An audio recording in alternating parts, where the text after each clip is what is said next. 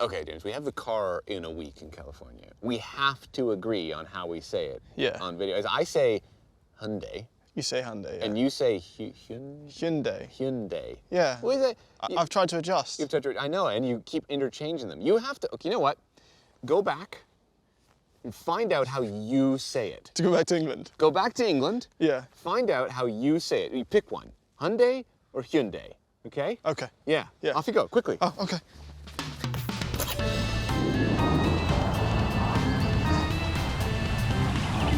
Oh, sorry, Rory. Sorry, I don't want to disturb. We're just trying to figure something out. I can't remember what I say. Is it Hyundai or Hyundai? Neither. It's Hyundai. Hey. 3 syllables. Hi. Hi. Un. Die. Die. Die. Carry up. Okay, thanks, yeah.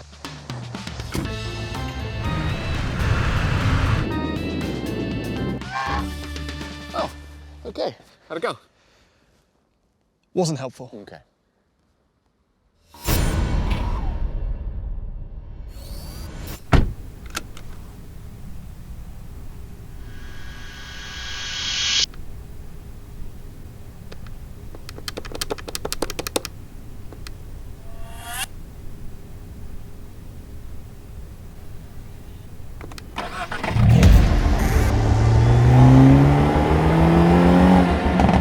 You're watching Throttle House. I'm Thomas. And I'm James. And this is the Elantra N.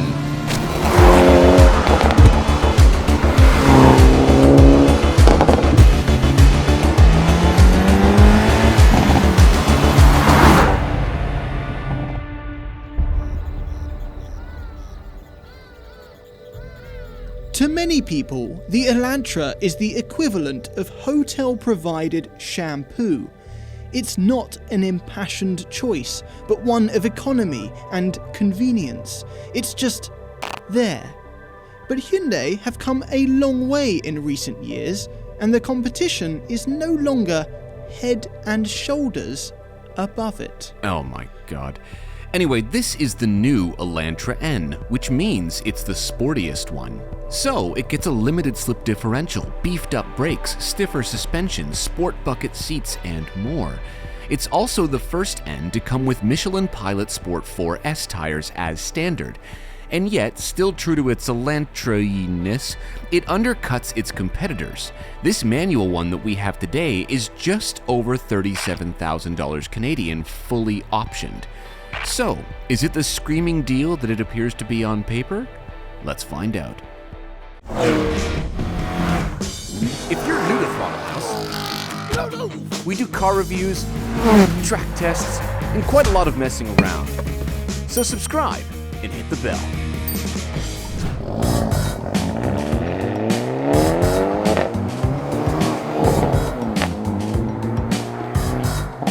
We've been waiting for this because N's are a good time. This one has 276 horsepower now, which doesn't put it in the 300 horsepower plus club that the Golf R and the Civic Type R are in, but it is plenty quick. They've tuned that turbocharger for high in the rev range. It rewards you staying up there. Less quick feeling around town, but out here, it's fun. We have it in the 6-speed manual. You can get it in that 8-speed wet DCT, which from our experience is actually really fun, but I think I'd still take the manual. This manual has a very light clutch, very easy to live with, and quite equally economy feeling shifter. It's not particularly aggressive, it's just easy, everything's easy. But I think more indicative of the N models are the sounds that they make, because this one has quite an active exhaust in both senses of the word. In N mode, which I get to by pressing this N on the steering wheel here, flames appear on the gauge cluster, steering gets heavier, throttle response gets more aggressive, and the suspension gets a little bit more rigid. But what I also get it's quite a difference in exhaust sound, which all it wants to do is pop and bang. That's good fun. There aren't many ways to make a 4-cylinder sound good. It's difficult. And when people try, they tend to not work very well. I'm partly responsible for that because I stuck a stupid exhaust on my Miata, and after all these years, it just sounds a bit farty. But what Hyundai do is they give you something quite fun from factory. And this time round, they've even got these extra settings on the car that allow you to change the sound, at least in the cabin. So right now I've got it set to sporty, but they also have TCR, which are their little Hyundai racing cars, so that it sounds like a TCR car. So if I apply some throttle here, it doesn't sound that different. And we've heard a TCR car, and they sound pretty nuts. But what I can tell you is that even though this is a bit heavier than something like the Civic Si, it is quick, it's fun, it's very turbocharged, it's the fun, boisterous boy racer that the Veloster N was. Except this time, there's actually a bit more going on. For example, the Elantra N gets IDA, or Integrated Drive Axle. Basically, the bearing, the hub, and the drive axles, 3 parts that wear out at their own speeds and are usually easy to replace independently, made them one proprietary unit. It's rally car stuff, right? Probably a pain in the ass down the road, because when a bearing wears out, you're going to have to replace a whole axle. But hey, it saves 3.81 pounds.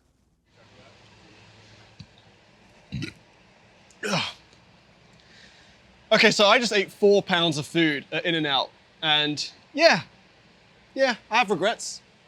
But the point is, I've just undone everything that Hyundai did. So, what was the point in it? Hopefully there's more to the chassis than just that.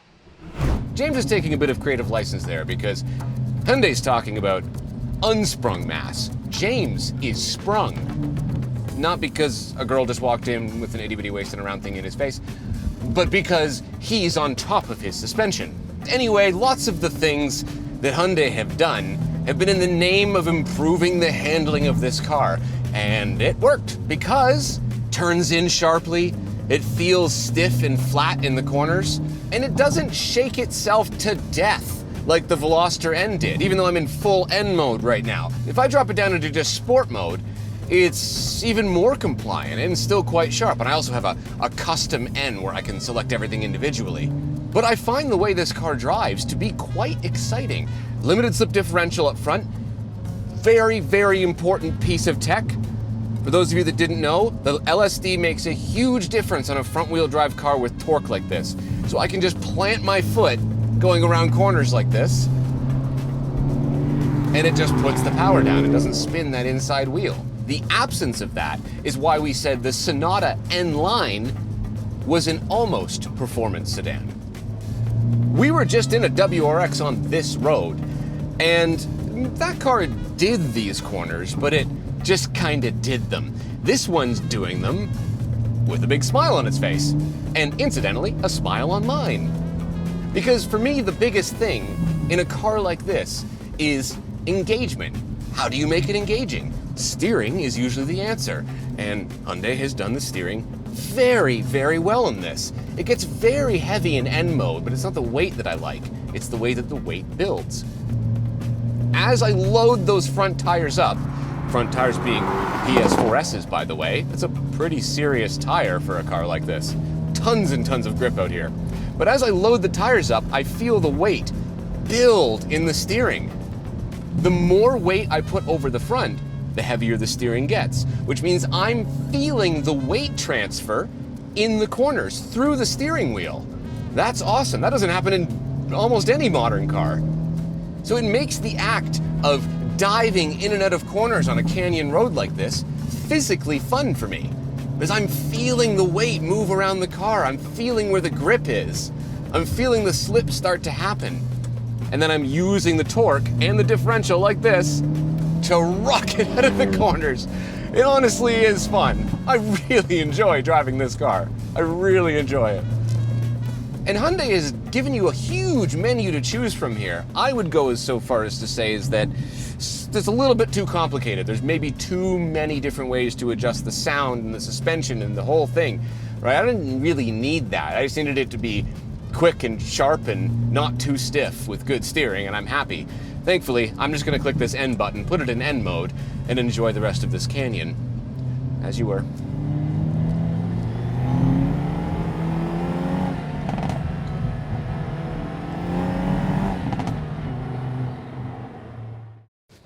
It makes me feel like I'm in my 20s again, you know? Because you are in your 20s. Only for a few more days. Happy birthday. Thank you. Okay. So, the Elantra N. Elantra? Elantra? Are we saying it right? I say Elantra. I don't know what I say. Now that I say it, it sounds dumb. Elantra. Elantra. Well, I do now know the word doesn't mean anything. It's not as fun as Veloster N. The name. The car is more fun? Elantra as a name is not as fun as Veloster. Oh, as a name, not as a car. Yeah. But also as a car. Important topics here, guys. When did you lose the bumper? No, this is the design. You know, people have actually rendered this as body color, and it looks better. Yeah, a bit of a weird decision, that. Yeah, I don't really like the front. The rest of it's cool, though. Hey, it's fine. It's got a little wing. It's cool. It's fun. The red accents, it's cool. It's got I know you don't like it, but I like the red and the blue. Look, it matches the personality of the car. That's what this is about. It's fun. It's playful. It's even joyous. It's got some Lambo going on. What? But only on the trunk button, which is a hexagon. Okay, it's got a little X. That's the Lambo That's part. funny. Little N badge there. Looking good. I think that the Veloster has a slightly sharper image as like the fun hatch. I don't know if they've nailed this as sporty car styling. I don't know how it's going to age. There's a lot going on with the dented and the door and in the lack of a bumper on the front. But I mean, okay, whatever. Listen, this car's just as playful on the inside, so can we do that? Yeah. Did you know the N badges on the seat light up? I did know that. Yeah. It's fun.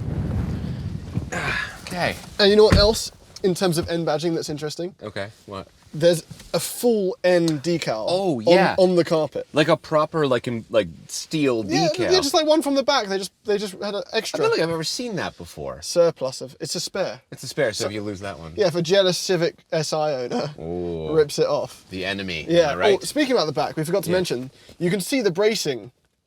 Yeah, from the trunk. there's there's a rear strut tower brace that goes across, which is cool. It's like something you add aftermarket to stiffen the rear end, but it doesn't, when you fold the seats down, which don't go 60-40, they go all down at once, at least they go down. Yeah. You now can no longer fit a surfboard in this car. We discovered that. Yes, we did. Yeah. Not because we went surfing. We definitely didn't go surfing. We just filmed something with it. With a surfboard. Yeah. Posers. All right. Inside the Elantra N. It's fun, it's cool. I feel very blocked off here, but like, I got a good handle. Is You know it a what I mean? good handle? Yeah, it is. It doesn't. Well, it's an economy car. You gotta be nice to it. It's here to get you from A to B cheaply, quickly. You know what this is? It's a damn sight nicer than the Veloster N. Oh, yeah. And it's more comfortable. You got 4 actual doors. Yeah, I can fit in the back totally fine. Yeah. Comfortably. Does our tool man sound engineer? I don't know. We'll overlay some footage now, and then you know. We don't know. 6'6". Either he fits or he doesn't. Yeah. Steering wheel is filled with buttons. Yes, we got a lot of buttons, which is including the rev one, which we made fun of. Yeah. That does seem like it should be an on-off. Yeah, it's like, listen, we asked to be able to turn off rev match easily in cars. Yeah. We didn't need that much pomp and circumstance, right? I just wanted a button over here, or just by the shifter. Yeah, just to turn it off. Done, right? But it's fine. Visually, it's exciting. I actually really love this wheel. It's a lot. It's comfortable. Looks good. Well, if you think the normal Elantra, I think even as like the 4-spoke kind of like old style luxury thing. Yeah. This is a much more exciting. No, I like the look of that one. It's definitely a step up. The gauge cluster is so sharp, really nice, and it changes when you. Yeah, they actually have a lot of fun with a little it. fire animation, right? Well, Hyundai did that in the GV70, where the needle becomes a flaming saber. Yeah. So they've just been like, fire! Fire. Here's the thing. Every aspect of this car, including the way that it drives and the way that it sounds, is incredibly childish. But since I am a child, it works for me. This is like the It's Neverland fun. of cars. You get to extend childhood. It really feels like it's like if a 12-year-old designed a car, they would have all these things.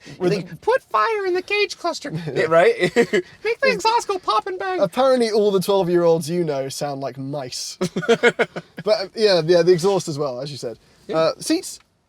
Yeah, they're fine. They're very Yeah. comfortable. It takes a lot to take on a Civic Type R seat, and we haven't tried the new gen Civic Type R. But as These far are as fairly close, but they're not as good. they're close, but they're not quite as good. No. But there is a sense of occasion about They're them. because really nice though. I Yeah. like them. Yeah.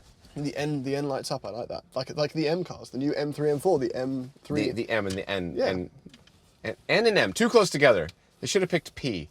They should be P. You have to say Michael or November, Mike November each time. Right. Anyway, not much more to talk about. It gets the job done. Like, there's some cheap plastics, but for the price you're paying, that's expected. Yeah. Yeah, if for the people that wanted a 4-door, more comfortable, better riding Yep. Veloster N, That's what this is. that's what this is, and they've nailed it. So, great news. To answer our earlier question, is the Elantra N the deal that it appears to be on paper? Yes. Yes, it is. That said, the Venn diagram between those who can afford it and those that desire its level of youthfulness is an interesting one. It seems like it would be a small group, but then the brash-looking, outgoing Civic Type R is still in massively high demand. Speaking of which, if rear-wheel drive isn't on the menu, the only thing that would cause us pause on getting the Elantra, which in its current form is more fiery than the Civic Si, is the incoming Civic Type R. The Type R will be more expensive, but that leap might be worth it. We'll just have to wait and see. But either way, let's just hope that neither of them are plagued with dealer mischief and markups, because right now, at least in North America, no one is making fun front-wheel drive cars quite like Honda and Hyundai. Thanks for watching.